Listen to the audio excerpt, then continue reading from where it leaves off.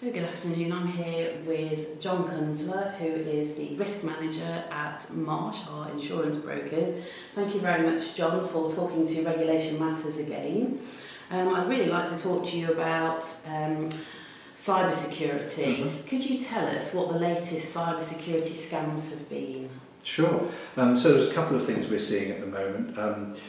One is some virus attacks and that sort of thing, and some clever newer viruses. One we heard about actually is attached to an email, and once it's downloaded onto your system, it puts a false website on every website you go to, and all the details you enter when you think you're going to your normal websites are being captured by the criminals. So all your passwords, all your transactions, all your data, personal data or business data gets captured whenever you go on the internet, and you don't know. So it's like a clone website. Exactly, and it does it every time you go to the internet. So that was quite clever. Another one we heard about recently was people posing as a bank official, and they'll phone just after a transfer has gone through and say, "Oh, there's a problem with the transfer.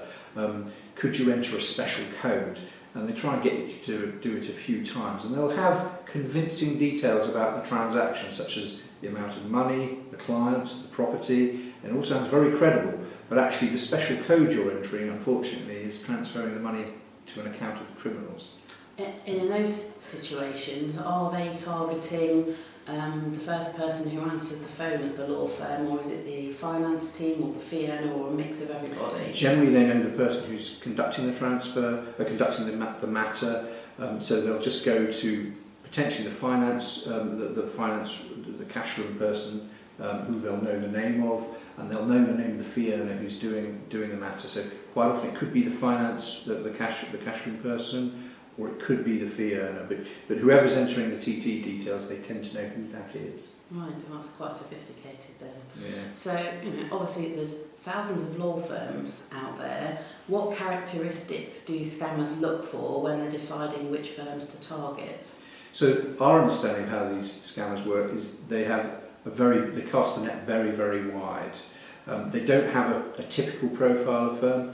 You may be in a very remote location, you could be a very small firm. They're not looking for large or small. What they tend to do is capture a profile from social media of some of your clients and start building a profile of that person, what they're doing, and typically if they've been on an estate agent's website, they track some of those things, and they'll build up a whole picture so that when they come to attack, they've got all the data they need to be very convincing. And that can take them quite a while sometimes. So they're not actually profiling any size of business or type of firm, so everybody's at risk.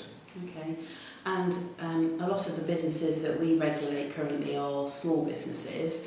What advice would you give to them on how they could seek to avoid falling victim to some of the scams you've just talked about?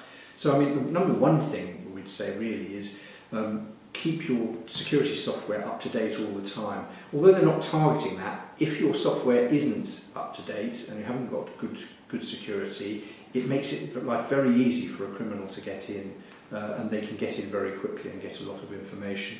And the other thing is, just in general, when you get a call out of the blue from someone who is meant to be an authority, from a bank or posing as the client, just make sure that you don't do anything too sudden. Stop and think for a bit. If it's unusual, why has that never happened before? Talk to somebody else about it, but try not to be convinced to do something that you wouldn't normally do. And that goes up and down the firm, so you need to train all your staff on those procedures and never to depart from them, certainly not without speaking to at least one or maybe two people in authority before they do something unusual.